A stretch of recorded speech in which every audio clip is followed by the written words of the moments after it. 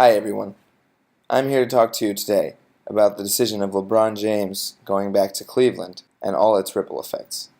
Earlier this month, LeBron decided to go back to Cleveland in an epic move from the Miami Heat, a move that left most of us stunned, but really was it that stunning?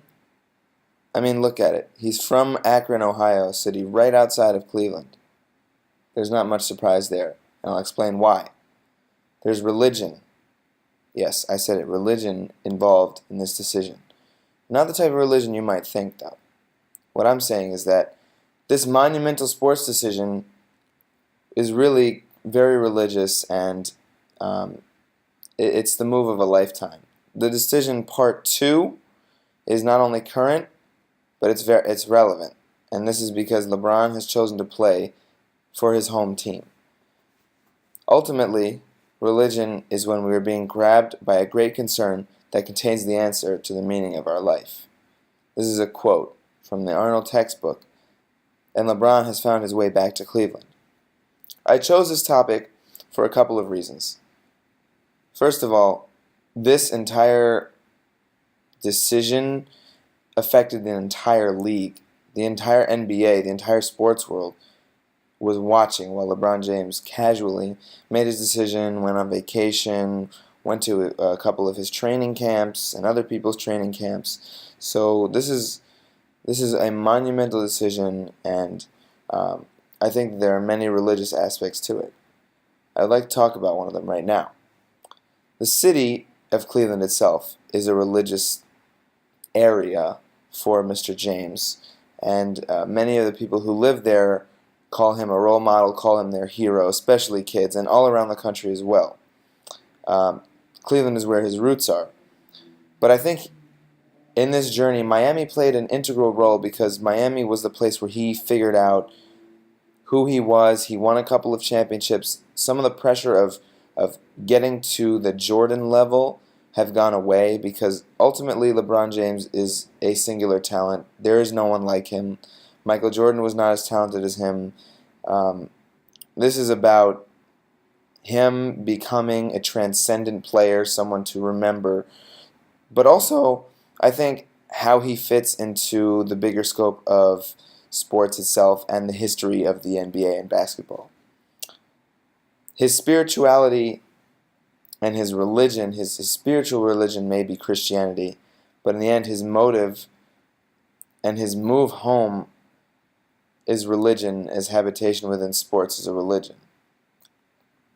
This time he's skipping his press conference, although normally there's a formal ceremony, and I would say actually in this case that a press conference would have been his formal move home. I think there are two reasons LeBron James came home to Cleveland. First, it was out of guilt. The reason I say that is because he left Cleveland with the decision, and that left a very bitter taste in Clevelanders' mouths. The second reason is because I think he wants to prove to himself and that he can win in Cleveland. I think the previous 7 years he was with the Cavaliers kind of showed that he was very frustrated, and but it also, I think it showed his commitment to the city of Cleveland. The fact that he left was simply out of needing to build his own legacy. I don't think that Cleveland ever left his heart. Spiritually, I thought he always had a glimmer in his eye, and I thought he always wanted to go back to Cleveland, and that's one reason why there's religion in this decision. His spirituality might and spiritual religion might fall in Christianity, but the fact that home is home, you can't replace that. It's just not replaceable. Also, jumping to another part of this, I think he also felt, or maybe the media portrays him to be anyway, we see him as the chosen one. Cleveland is a city that hasn't won squat, frankly, and he is seen as the chosen one, like Moses is for the Jewish people. Now, I understand that Native American religions originally coming from the cross is the original sport and religion, if you want to say that. But I think that LeBron James knew in a way that he is the chosen one for a city that is lost, that is perennial losers. And I think that he understood his responsibility on a deeper level to the city. It wasn't just out of guilt, and it wasn't the fact that he saw potential. Also, the fact that they just got Kevin Love doesn't hurt. Talent is always important. And I also think that the fact that he had always taken less money, less than the maximum amount of money, showed that he was, now of course, he's not poor or anything, and he's getting a lot of money in endorsements, but I think the fact that he was always willing to take less in Cleveland and Miami showed that he really has a great respect for the game. He has a respect for winning. He wants to win. Winning is of the utmost importance to him. Money is secondary, even though he's got a ton of it. And that's a reason why I think it's secondary, is because he has a ton of it. He understands his place in the history of the game. Now, I think there are also a lot of ripple effects. How does this affect other stars that either want to go home or want to spend their careers with one team? For LeBron, it's too late to spend his career within one team. But it's not too late, and he's showing this, to spend his entire career, to go back home. For him, it's Cleveland. For someone like Kevin Durant, he's from Washington, D.C. He spent his entire career in Oklahoma City. What would they do? I'm not sure. But I do know that for someone like Kevin Durant, I personally would feel more, since he's only been with Oklahoma City and previously Seattle for his entire career, this is just one example, I would choose the team that he's been with for his entire career over his hometown, simply because he's grown with that team. He's matured with the coach, with his players, among them being Russell Westbrook.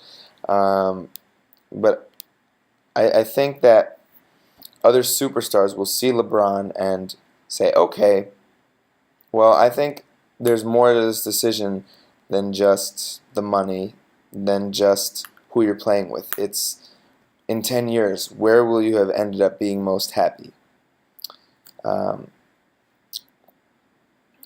So these are precedents that I think are important.